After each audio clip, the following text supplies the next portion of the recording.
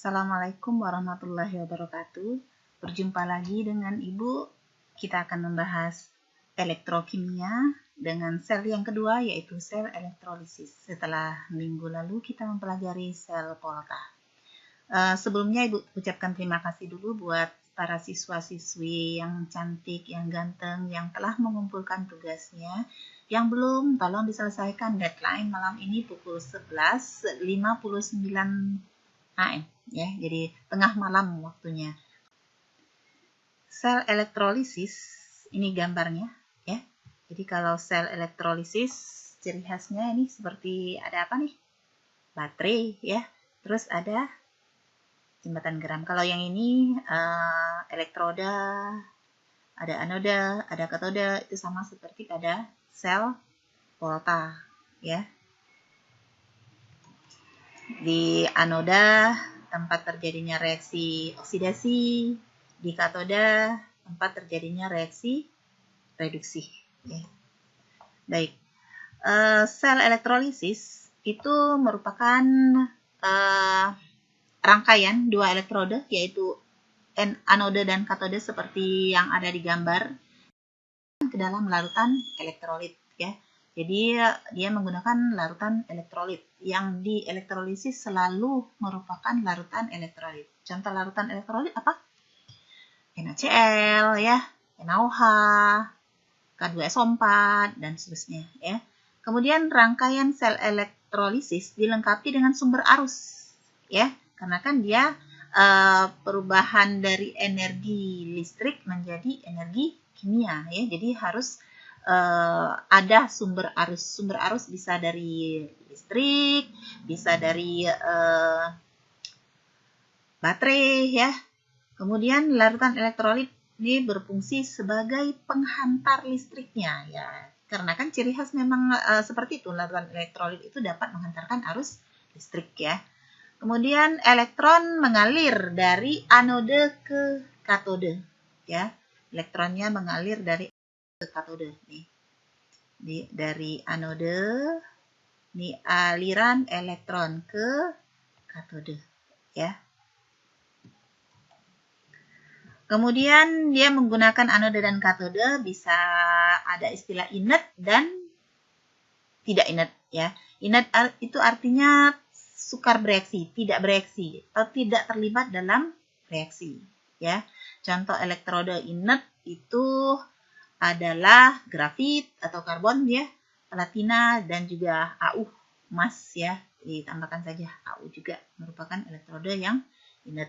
Selain dari ketiga macam zat tersebut, maka elektrodenya itu elektroda yang tidak inert, artinya elektrodenya bisa mengalami reaksi. Tentunya elektroda yang mengalami reaksi dari suatu logam, dia akan menjadi reaksi oksidasi, berarti terjadi pada nodenya, ya. Nih, ciri-ciri reaksi elektrolisis. Reaksi elektrolisis, reaksi redoks, ya. Nah, pasti reaksi redoks, ya.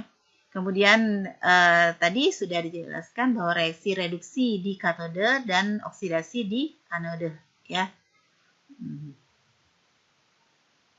Kemudian kutub katode adalah kutub negatif, anode adalah kutub positif.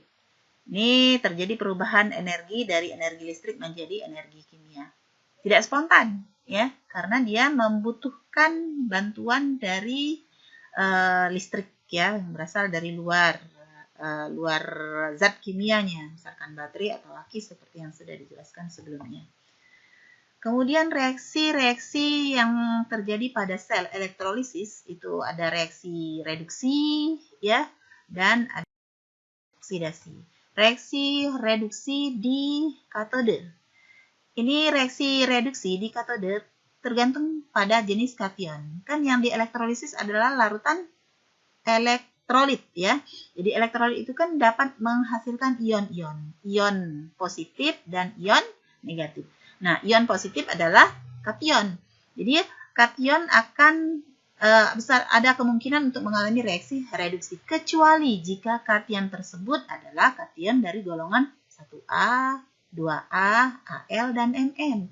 Jadi jika kation yang dihasilkan adalah kation yang berasal dari golongan 1A, apa saja golongan 1A? Na, ya, Halinah, Li, Na, K, Rb, Cs, Fr, 2A, beli mangga campur sirup bagi rata ya, Be, Mg, dan seterusnya ke bawah, 2A juga, serta Mn, maka kation-kation ini tidak mengalami reduksi. Ia digantikan oleh H2O. Ya, jadi H2O yang akan mengalami reduksi. H2O mengalami reduksi menghasilkan gas H2 dan basa, bersifat basa, lautannya akan menghasilkan ion kohamin. Kenapa ion-ion dari golongan 1A, 2A, Al, dan Mn tidak mengalami reduksi? Karena potensial reduksi H2O itu lebih besar daripada logam-logam yang ini. Ya, oke.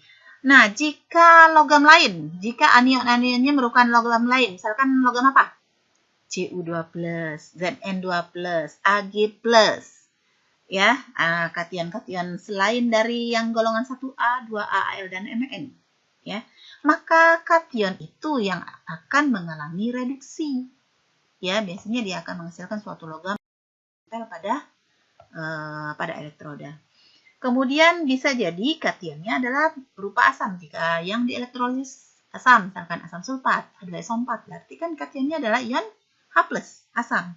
Nah, asam akan tereduksi menghasilkan menghasilkan gas H2 atau hidrogen. Itu reaksi di katode. Sekarang reaksi di anode. Reaksi di anode adalah reaksi oksidasi. Tergantung ya.